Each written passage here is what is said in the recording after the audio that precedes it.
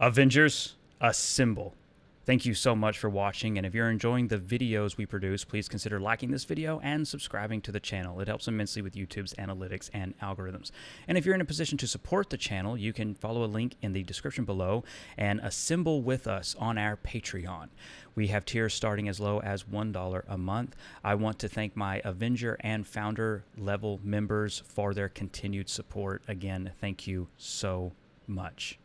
For our topic today for Avengers Cut content, we're going to be looking at Ultron, the survival mode. Ultron was going to be a key villain that who's had origins that were going to be explored through Henry Pym and Janet Van Dyne as the Ant-Man DLC approached. We were going to see the origins of Ultron. And once Ultron arrived as an ongoing threat, one of the new game types that was going to be introduced was going to be a survival mode. Now, in terms of the concept of this, because unfortunately it didn't reach any kind of final availability, obviously if you've played Marvel's Avengers, you know this is not in the game in any way.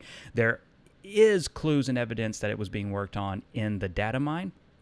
So it's nice to be able to have a fuller picture now, which again is something that we leaked as far back as 2020. We knew about Ultron and we knew about Ultron drones. Now we know for certain that there was going to be a survival mode game type. This was going to have you and 3 friends either attacking a key point or defending a key location from Ultron's drones. You were going to be surviving waves and waves of his assault. It's very similar, and it was compared to me to the final moments of Age of Ultron. They wanted to bring in that sort of visual appeal and visual relatable identity, that sort of synergy into the game. So you were going to be surviving against waves of Ultron. Ultimately, once you scored a victory, this would unlock an Ultron boss battle, and you would go and take him on in a villain sector. Now, there was talks, and especially early on in development, there was talks about a full-on Ultron raid somewhere down the line, but that again is something that never really materialized and doesn't seem to have evolved past a concept stage. They were actively working on Ultron drones, and that survival mode, but anything beyond that, unfortunately, was not actively worked on. And if you know the channel, you know that Ultron is ranked in one of my top 5s. He is a top 5 villain for me. He is a top 5 Marvel villain. He is a top 5 superhero villain. He makes it into the top 5 even when you bring in DC. Ultron is classic and iconic. So even back in the day when I was often regularly weekly data mining, we talked about Ultron a lot. So I'm sure you're very tired of hearing me go on and on about Ultron and begging for Ultron in an Avengers game, but this is another one. You're going to hear this a lot from me. This is one that really hurts that we couldn't even get to the finish line in the final month. So we just couldn't get over those hurdles because the team was being stripped down. The budget had been so significantly cut.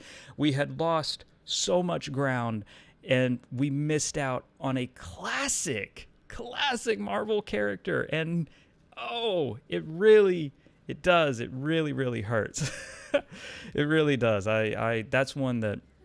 This is one that really gets me, because I would have loved to have seen this in the game. I love the concept behind it. I love the tiers in terms of having the survival mode and the villain sector, and one leading into the other. I think that's a really awesome exploration of active unlockable live content, and these are great ideas. I mean, this game had a great development team on it, really imaginative and passionate people that were cut short by incredibly poor leadership and poor executive decisions from within Crystal Dynamics.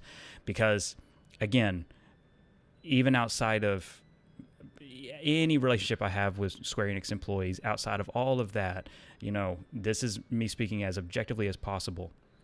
Square Enix wasn't controlling. They weren't in there all day, every day, telling them what they had to do. This was Crystal Dynamics, executives in leadership, making poor decisions and poor financial decisions.